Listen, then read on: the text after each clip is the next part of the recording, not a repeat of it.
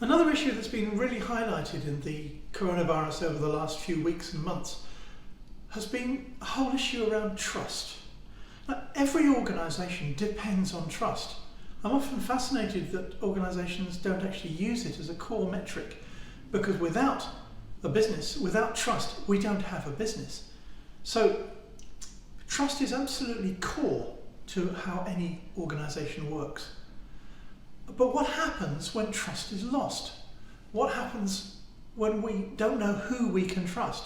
Who can we trust? Who can we not trust? Who trusts us?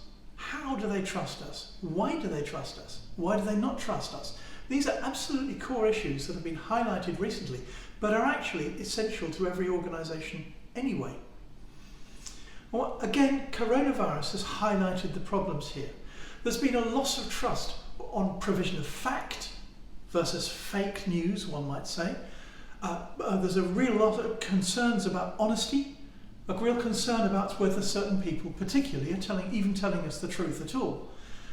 Certain governments have been questionable in the way that they've handled the actual factual information.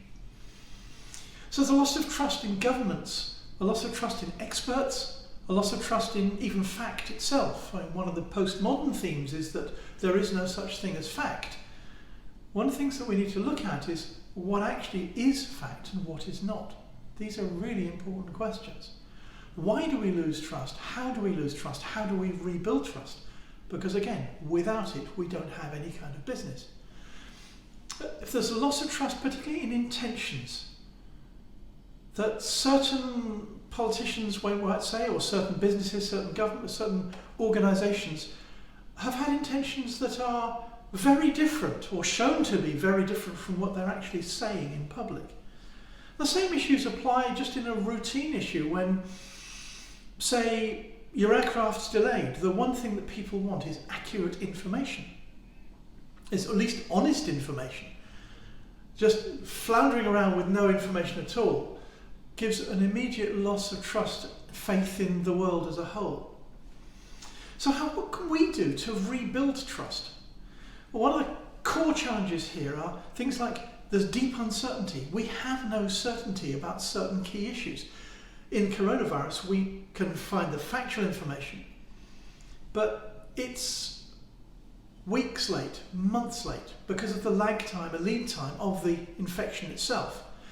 When there's no information, when we don't have the information about who has the disease, what its transmissibility is, we don't have the lag times to track. When we've got when the disease takes 7 to 10 days to even begin to show, and we have no means to identify whether that's the case and where that person has been in that time, then we simply don't have the information that we can trust. Another one is that how can we rebuild honesty and transparency? Because without that, we will guarantee the loss of trust.